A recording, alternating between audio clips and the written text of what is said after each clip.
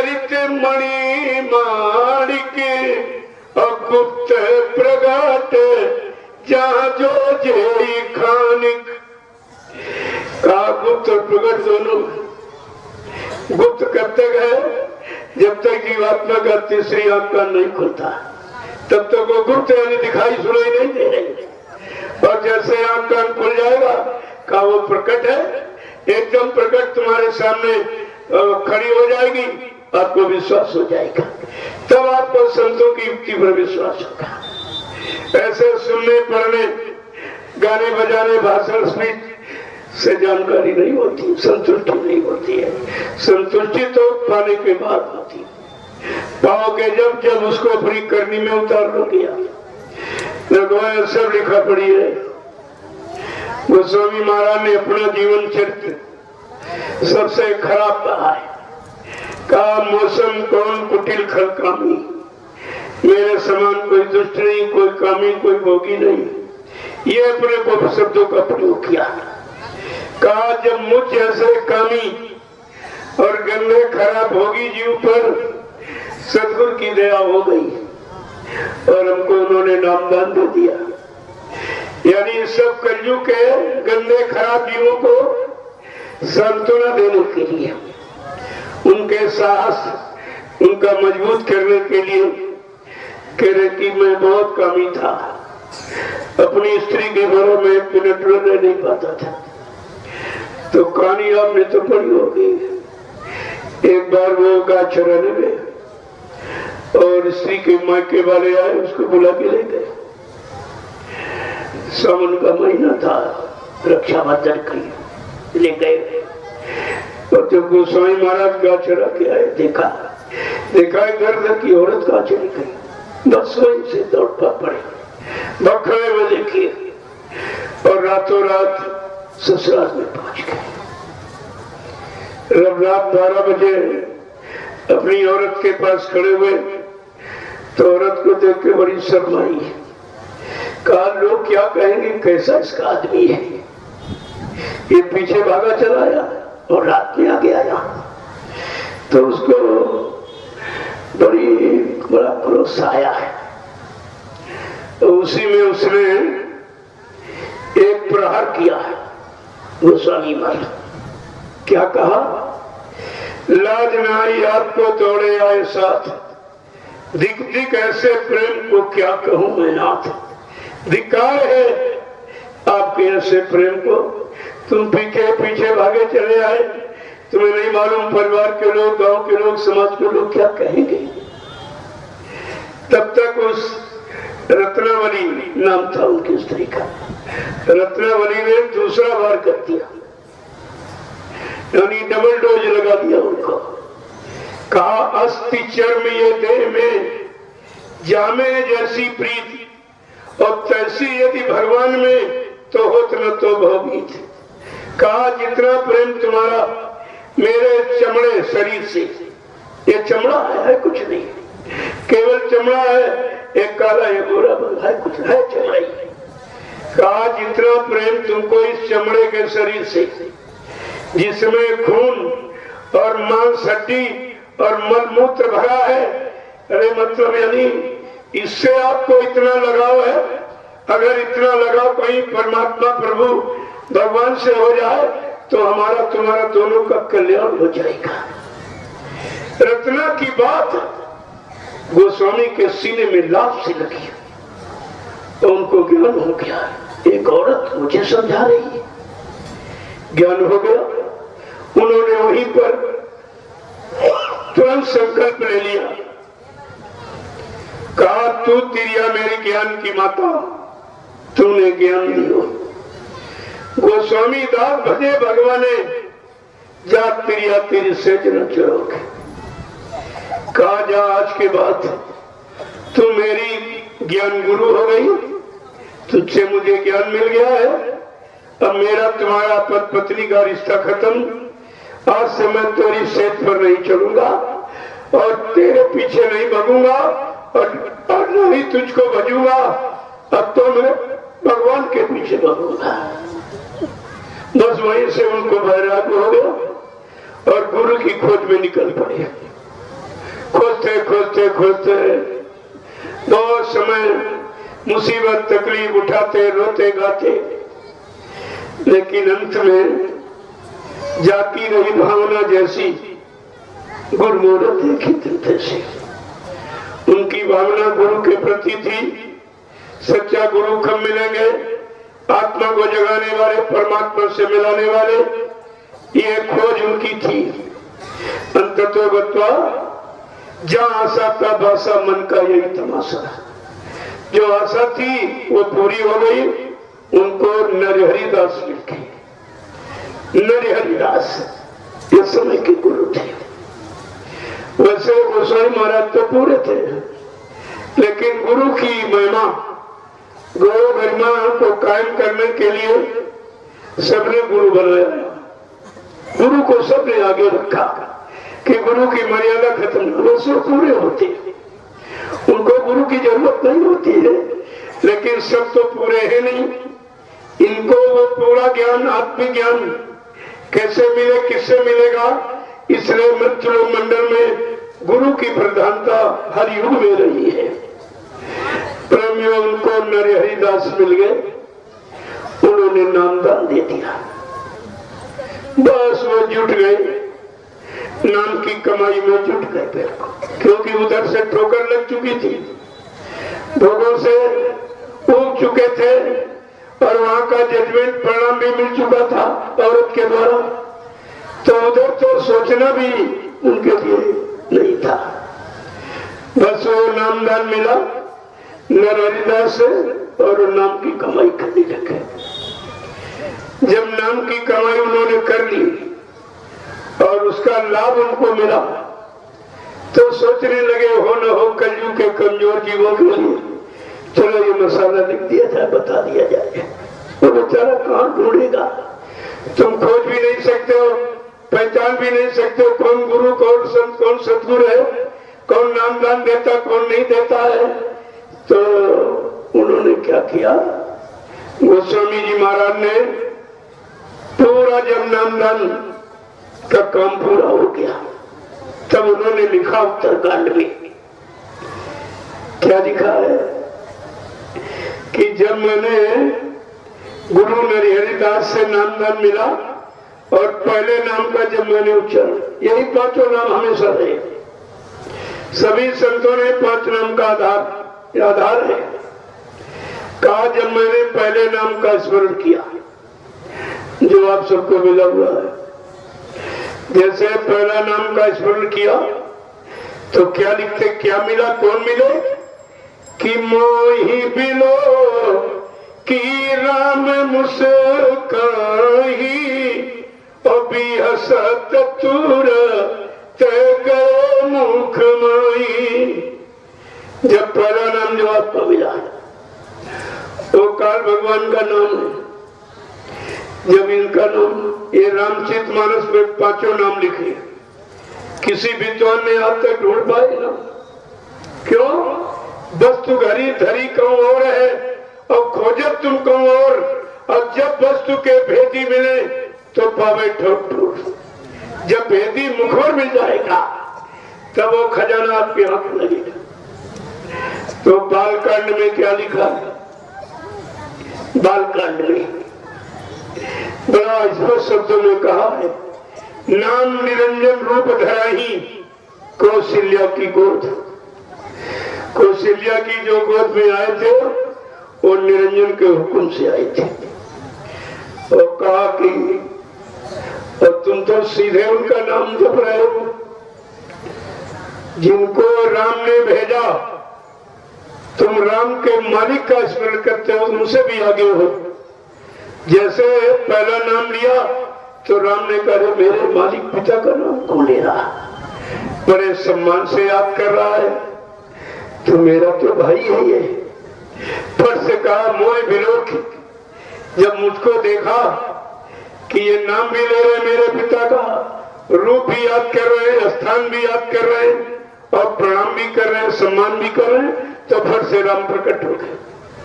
वो प्रकट हो गए तो ये काल माया का देश है, ये दरवाजा खुलेगा तभी आगे आप जाओगे। तो फट से उन्होंने दरवाजा खोल दिया कि आप जा सकते हो। देखिए ये नामदान का मतलब है। वो स्वामी महाराज कह रहे जब मैंने तू दूसरा नाम लिया तो क्या मिला कि उदर माझ सुनंद जीराया और देखे बहु ब्रह्मांड निकाया। जब दूसरे नाम जो ब्रह्मस्थान है का तमाम ब्रह्मांडों की रचना देख रहा हूं। ये 16 पुत्र है लेकिन भेद 4 का ही खोला गया। 12 जब तुम ऊपर चढ़ोगे तो ये 12 सब तुमको वहां मिलेंगे। देखिए का तमाम अंड पिंड ब्रह्मांडों की रचना देख रहा हूं। ऐसा वो दूसरा स्थान का कि महिमा गौरव गरिमा है। गोस्वामी महाराज कहते जब तीसरे नाम को याद किया तो क्या कहते हैं कि कोटि ने चातुर रानन गौरी सा अवगणित से शारदाई सा।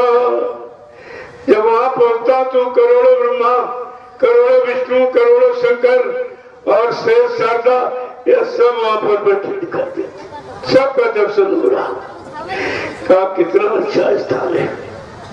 देखिए क्या कह रहे हैं। और जब इसके ऊपर जाता हूं तो अति विचित्र तहां लोक आने का और रचनायामी एक का। बड़े विचित्र विचित्र लोग जिनकी विचित्र रचना कारीगरी सुंदरता जो आनंद लोग में यहाँ कहीं नहीं दिखाई देती। ये चारों स्थानों का भेद बताया और जैसे 4 को क्रॉस किया तो जीवा पर अपने सतनाम सतलोक सतनाम के पास पहुंच गई है।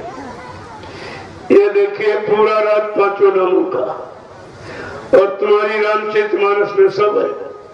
लेकिन जब तक कोई यानी कराने वाला और मिलाने वाला और पहुंचाने वाला नहीं मिलेगा तब तक कोई लाभ नहीं। तुम जीवन भर बांटते रहो, कुछ मिलने वाला नहीं।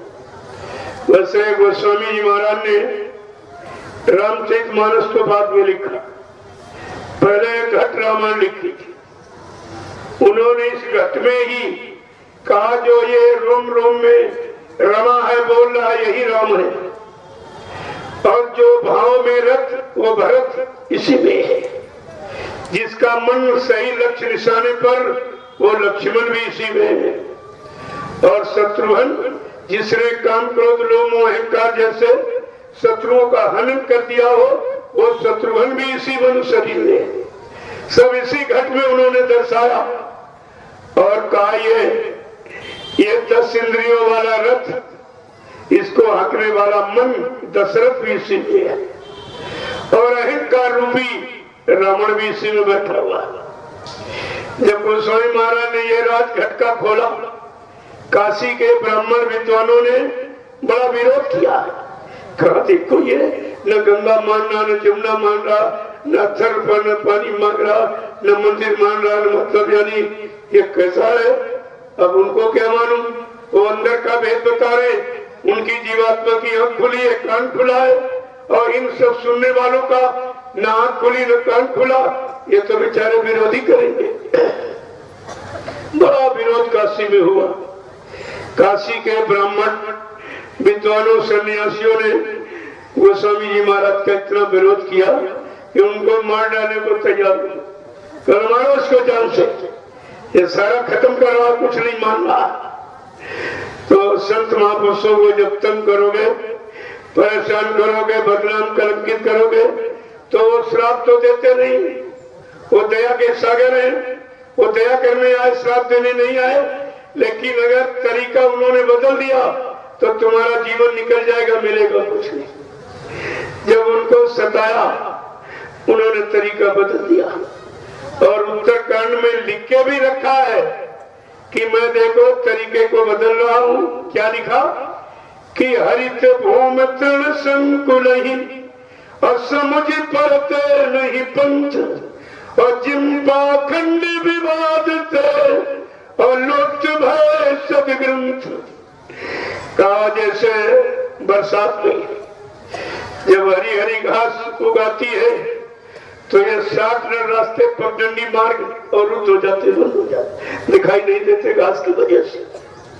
इसी तरह से ये पाखंड विवाद बढ़ रहा है और लोग परमात्मा को नहीं समझ रहे हैं, घट को नहीं मान रहे हैं। तो मैं इन सदग्रंथों को लुप्त कर रहा हूँ।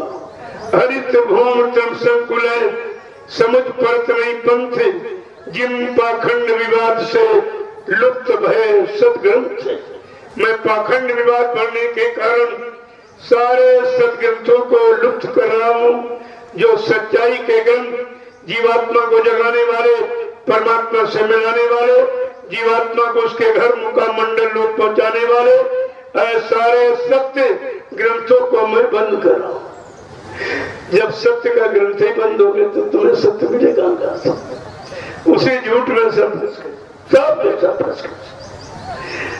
देखो कितनी बड़ी दया रामचरित मानस तुम्हारे पर कर रही है। वो संत गोस्वामी जी का अनुभव है, वो किसी विद्वान विद्वान लेखक निबंधकार का नहीं है, जिन्होंने अपनी करनी की जो सदगुरु नरिहरिदास ने नामदान दिया था, उस नामदान के आत्मा के घाट पर कह बैठकर पूरी कमाई करके और जल्दी से आत्मा का आंख कान ना खोल लिया। और तो उन्होंने कहा हमको तो मिल गया, चलो हमें मेहनत करके भटक के मिला है, चलो सब कलयुग जीवों के लिए मैं सरल करके कुछ इनको बता दूं। उन्होंने रामचरितमानस में लिख के रखा, लेकिन आपने उसको भी नहीं माना, न उनको माना न इनको जाना, इसलिए तुम्हारा सबका भविष्य अंधकार में खड़ा हुआ है। अब ये सोचो आप प्रकाश में कौन ले आएगा इसको? ये विचारणी विषय गंभीरता है, ये श्रृंखलता का विषय नहीं, गंभीरता का विषय। लेकिन सोचोगे कैसे जब तुम्हारी बुद्धि से विवेक ज्ञान चला गया, तुम्हारा मानव सच्चा खान पान खत्म हो गया, जिसके द्वारा कारण आपका सोचना समझना, उठना बैठना, बोलना चालना और खाना पीना और करना, ये सब खत्म हो गया है। तो शंकर संदेह में सब चले गए। अरे इसी रामचरितमानस को समझ लेते, और इसी ने कहा है घर में इसका पाठ होना चाहिए, परिवार समाजों में पाठ होना चाहिए, लेकिन पाठ का मतलब अनुस्वार पाके ठहर जाना पाठ कहलाता है। जब मिल जाएगा तब ठहर जाएगा, तब ये पाठ की मर्यादा तुम्हारी समझ में आएगी। ऐसे 8 पाठ तुम कुछ जानते नहीं क्या होता है, कुछ नहीं जानते। जैसे चढ़ावा माने जिसने तुम्हारी जीवात्मा को चढ़ा दिया हो, सतलोक में पहुंचा दिया हो, उसके लिए चढ़ावा होता है। उस जिसकी जीवात्मा सतलोक पहुंच जाती है, वो अपने सदगुरु को धन दौलत और सब रात पाठ सब उस पर अर्पण यानी चढ़ा देती है। ये चढ़ावा इनका है, ये स्वार्थी लोभी लाचियों का चढ़ावा है, जिन्होंने अपने मन को नहीं रोक पाया। जीवात्मा चढ़ाना तो छोड़ दो, अभी मन को इंद्रिय भोगों से हटा नहीं पाए, वो भी चढ़ावा ले रहे हैं। इनका क्या होगा? ये कर्जा लाद रहे हो, तुम्हारा होगा क्या है? जब तुम विषय नहीं जानते हो, वो तुम्हारे बस की चीज नहीं है, वो संत महापुरुषों का अनुभव है, वो तुम्हारे बस का नहीं है, और न तुम इसमें कुछ पा सकते हो। तो ये सब जानकारी कराने वाले संत महापुरुष जब आते तब कहते हैं कि जब जब संत जगत में आवे, खोज भाग उनके ढिंग जाओ, हाजिर रहो गिरो चरणों में, करो बंदगी निर्दिल लाओ, हो सकता तुम्हारे पर दया हो जाए। ऐसे दया होती, लेकिन तुमने तो कुछ किया नहीं, कुछ नहीं किया, न कुछ कुर्बानी दे पाए, न गुरु को सच्चा समझ पाए, न गुरु की गौरव महिमा गरिमा को जान पाए, समझ में आपको कुछ नहीं आया। तो ये तुम्हारा काम तो बहुत मुश्किल है। अब तो बहुत पीछे चला गया, बहुत पीछे। अब तुम्हें रोना पछताना पड़ेगा कि मेरी जीवात्मा को जगाएगा कौन, परमात्मा से मिलाएगा कौन। मैं जब काल देश में आया तो काल ने जो हमें फंसाया, ये हमारे जो पाप पुण्य कर्मों की अदायगी, ये कर्म कर्जा कौन उतारेगा? जब तक कर्म कर्जा नहीं उतरेगा कोई जीवात्मा यहाँ से निकल नहीं सकती। ये काल माया का देश है। यहाँ जिनको आपने भगवान कहा उनको भी कर्म कर्जा देना पड़ा। भगवान कृष्ण नदी किनारे बैठे थे, उनके पैर में काला निशान था। बहलिये ने दूर से देखा, ये तो हिरने की आंख सी चमक रही है। उसने ताक के बाण मारा और कृष्ण का पैर छल्ली हो गया। बड़ी जोर से चिल्ला पड़ी। बहलिये ने समझा शिकार हो गया, दौड़ के आया, देखा कृष्ण भगवान चिल्ला रहे। हाथ जोड़कर कह रहा कि महाराज भगवान क्षमा कर दीजिए, मुझसे धोखा हो गया, मेरे धोखे अपराध को क्षमा कर दिए। कृष्ण का नहीं, तुम्हारा कोई अपराध नहीं है। मैं रामावतार में तुम बाली थे, मैंने पेड़ के आड़ से धोखा देके बाण से तुमको मारा था। वो धोखा देने वाला कर्म कर्जा हमारा तुम्हारा पूरा हो गया। प्रेमियों, स्मृत लोक मंडल में जब भगवान को कर्म कर्जा देना पड़ा, ऐ इंसान तू किस गफलत में है? जो भी तूने मनसा वाचा कर्मणा अच्छा बुरा पाप पुण्य शुभ अशुभ किया है, इस कर्म कर्जे का भुगतान करना ही पड़ेगा। ये कर्म कर्जे का भुगतान कराएगा कौन? है कोई ऐसा कि रुपए पैसे लेकर तुम्हारा कर्म कर्जा पाप कर्म उतार सकता है? ये काम तुम्हारा सदगुरु दयाल मुफ्त में कर रहे थे, मुफ्त में। कोई पैसा नहीं, कोई दान दक्षिणा नहीं, कोई लोभ लालच नहीं, आपका मुफ्त में काम हो रहा था। सेवा में लगाकर कलयुग में यही कर्म